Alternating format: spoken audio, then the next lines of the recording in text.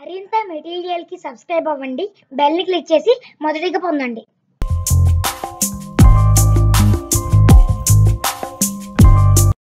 భారతదేశం గర్వించదగ్గ సంస్థలలో భారత ఎన్నికల సంఘం ఒకటి.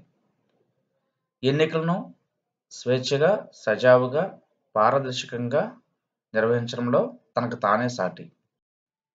ఇటీవల కాలంలో రాష్ట్రాల్లో జరిగిన ఎన్నికల్లోనూ, మొన్న ఢిల్లీలో జరిగిన మున్సిపల్ ఎన్నికల్లోనూ ఓడిపోయిన కొన్ని పార్టీలు ఈవీఎంలపై సందేహాలని ఈ నేపథ్యంలో ఓటర్కు మరింత పారదర్శకతను కలుగజేసే విధంగా కేంద్ర ఎన్నికల సంఘంతో పాటు భారత ప్రభుత్వం కూడా ఈ కొత్తగా వివిప్యాట్లను ఉపయోగించాలని నడుం బిగించాయి.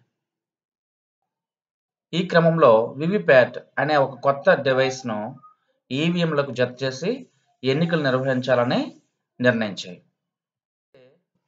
ఇదివరకే వాడుతున్న ఈవీఎంలకు కొత్తగా వాడనున్న వివిప్యాట్లకు తేడా ఏంటి, వీటి నేపథ్యం ఏంటి, ఇప్పుడే ఎందుకు వాడాల్సి వచ్చింది, పరీక్షల్లో దీనిపై ప్రశ్నలు ఎలా వస్తాయి, ఇప్పుడు మనం చూద్దాం.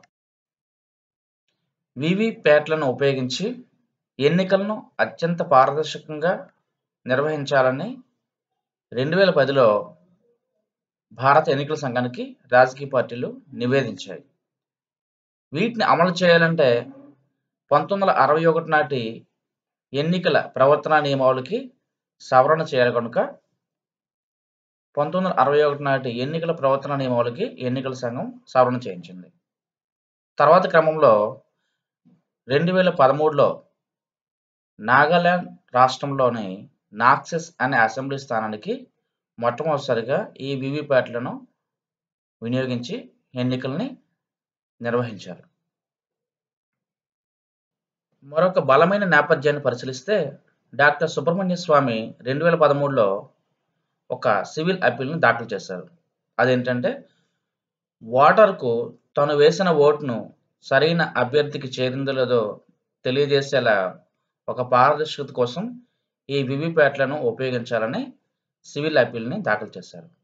అయితే దీనికి గాను భారత ఎన్నికల సంఘం ఈ వివిప్యాట్లను వాడడంలో తమకు ఎటువంటి అభ్యంతరం లేదని తెలియజేసింది. సుప్రీంకోర్టు ఈ వాదనల అనంతరం వివిప్యాట్లను దశల వారీగా ఎన్నికల విధానంలో వాడాలని, అందుకు కేంద్ర ప్రభుత్వం తగిన ఆర్థిక వనరులు ఎన్నికల సంఘానికి సమకూర్చాలని ఆదేశించింది. ఇది ఎప్పుడంటే 2013 అక్టోబర్ 8న. ఉపయోగించే వివిప్యాట్ ఎలా పనిచేస్తుంది అంటే, ఇదివరకే వాడుతున్న ఈవీఎంలకు ఒక వైరు ద్వారా వివిప్యాట్ను సంధానిస్తారు. దీన్ని అంతటినీ కూడా ఓట్ చేసే సీక్రెట్ ఓటింగ్ కంపార్ట్మెంట్లో ఉంచుతారు. ఓట్ చేయడానికి వచ్చిన ఓటరు సీక్రెట్ ఓటింగ్ కంపార్ట్మెంట్లోకి వెళ్ళి బ్యాలెట్ యూనిట్పై తను ఓటు చేయబోయే అభ్యర్థి పార్టీ గుర్తు కానీ లేదా సింబల్పై ఎదురుగా ఉన్న బటన్ని ప్రెస్ చేస్తారు. ఇలా ప్రెస్ చేసిన వెంటనే వివిప్యాట్ మెషిన్ నుంచి ఒక పేపర్ స్లిప్ అనేది జనరేట్ అయ్యి బయటికి వస్తుంది. దీన్ని బ్యాలెట్ స్లిప్ అని అంటారు. ఈ బ్యాలెట్ స్లిప్పై 3 రకాల వివరాలు ఉంటాయి. అందులో మొదటిది పేరు, సీరియల్ నంబర్, అభ్యర్థి యొక్క పార్టీ గుర్తు. ఇప్పుడు మనం కొత్తగా ఏదైతే పారదర్శకత అని మాట్లాడుతున్నామో అదంతా కూడా ఈ బ్యాలెట్ స్లిప్పై కనిపిస్తుంది. ఎందుకంటే ఓటరు తను ఏ పార్టీకి ఓట్ చేశాడో అన్న విషయాన్ని ఈ బ్యాలెట్ స్లిప్ తెలియజేస్తుంది. ఇంకా ఈ వివిప్యాట్ మిషన్పై ఉండే ఒక తెరపై కూడా ఈ సమాచారం అంతా కూడా ప్రత్యక్షమవుతుంది. దీన్ని గమనించి కూడా ఓటరు తాను ఓట్ చేసిన ఓటు సరిగా చేరిందో లేదో తెలుసుకోవచ్చు. అయితే ఈ సమాచారం అంతా కూడా కేవలం 7 సెకండ్ల పాటు మాత్రమే డిస్ప్లే అవుతుంది, తర్వాత కనిపించకుండా పోతుంది. ఇక్కడ మనం గమనించాల్సిన మరొక ముఖ్యమైన విషయం ఏంటంటే, ఇలా జనరేట్ అయిన పేపర్ స్లిప్ అనేది ఎట్టి పరిస్థితుల్లో ఓటరు ఓటు వేసిన అనంతరం తనతో పాటు తీసుకెళ్ళడానికి వీల్లేదు. అతనే కాకుండా ఇంకే వ్యక్తి కూడా దీన్ని తీసుకెళ్ళడానికి వీల్లేదు. పేపర్ జనరేట్ అయిన తర్వాత డిస్ప్లే అయిన తర్వాత ఆటోమేటిక్గా కట్ అయ్యి పక్కనే ఉన్న సీల్డ్ బాక్స్లోకి డ్రాప్ బాక్స్లోకి ఆటోమేటిక్గా చేరిపోతుంది.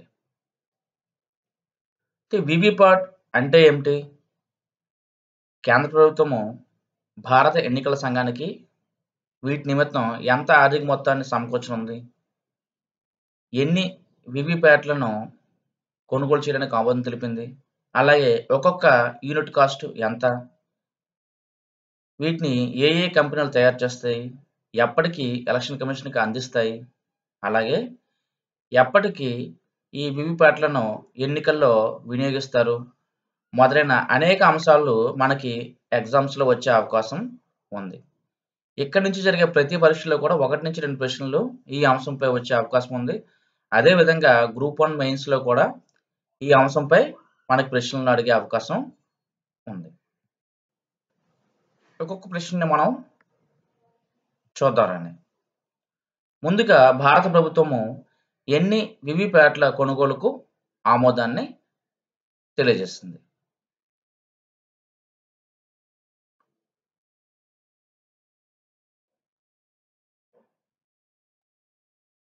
మొత్తం 16,15,000 వివిప్యాట్ల కొనుగోలుకు ఆమోదాన్ని తెలియజేస్తుంది.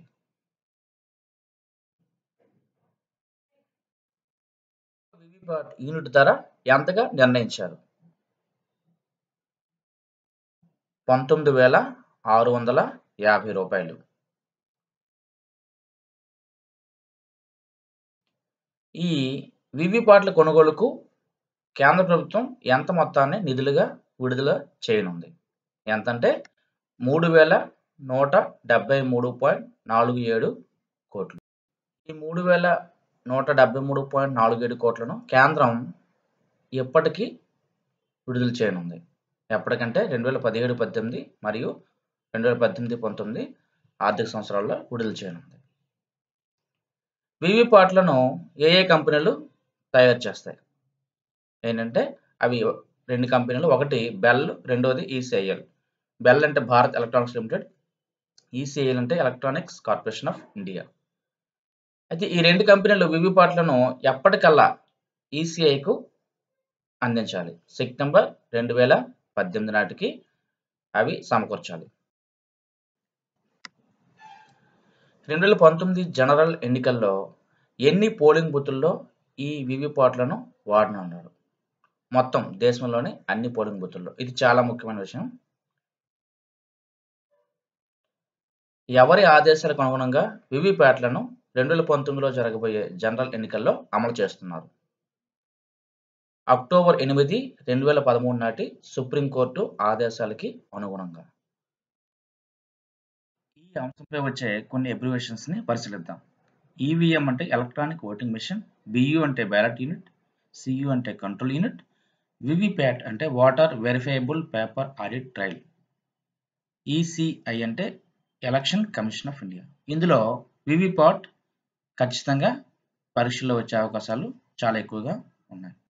చివరిగా ఈవీఎంలపై కొన్ని ఆసక్తికరమైన విషయాలని గమనిద్దాం. ఒక్కో ఈవీఎంలో నమోదయ్యే ఓట్లు 3,840.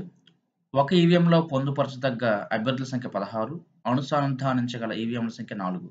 ఈ లెక్కన ఒక్కో యంత్రంలో 16 చొప్పున 4 యంత్రాల్లో గరిష్టంగా 64 మంది అభ్యర్థుల పేర్లను నమోదు చేయవచ్చు. ఈవీఎంలలో ఓట్లు గరిష్టంగా ఉండే కాలం 10 సంవత్సరాలు. చివరగా ఈ ఛానల్లో ఉండే అన్ని వీడియోస్ని చూడండి. ప్రతి టాపిక్ని కవర్ చేయడం జరిగింది. ఇందులో చేసే ప్రతి వీడియో కూడా మీ పరీక్షల్లో ఖచ్చితంగా ఎక్కువ మార్కులు రావడానికి దోహదం చేస్తుంది. అలాగే ఇంతవరకు సబ్స్క్రైబ్ చేయకపోతే సబ్స్క్రైబ్ చేయండి. మీకు నచ్చితే మీ ఫ్రెండ్స్కి షేర్ చేయండి. అలాగే ప్రతి వీడియోపై కామెంట్ చేయండి. మళ్ళీ మరొక మంచి టాపిక్తో కలుద్దాం. Thank you.